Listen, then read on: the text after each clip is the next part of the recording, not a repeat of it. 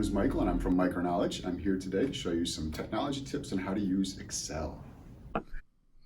Hello, and thank you for joining us today. We're going to be creating personalized tabs on the ribbon in Microsoft Excel. Now, you may be familiar with the ribbon at this point now and have worked on the ribbon, but did you know that you can go in and create a personalized tab just for you? Now, we'll start off by beginning by clicking on File and going into the Backstage view. Once we click on File, we're going to navigate down to the Options. Once we're in Options, we'll select Customize the ribbon. Now notice on the right-hand side at this point now you can see the current tabs that are in place. And what we are going to do is select New Tab. Now on the New tab, we also have the option for a new grouping.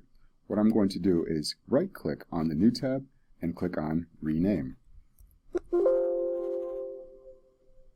Then you can simply select the name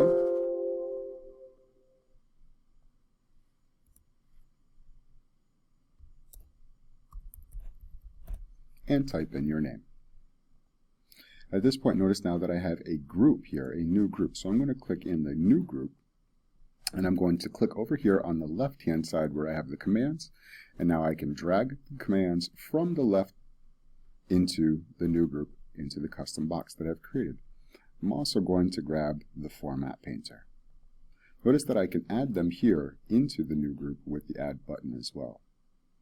When I'm finished, I'm going to click on OK, and now I can see up here on the ribbon that I have a customized ribbon tab, and that tab has the commands for the groups that I'd like. And that's how to create a personalized tab on the ribbon in Microsoft Excel. I hope you enjoyed this tip. Please leave us a comment and join us on all our social media channels.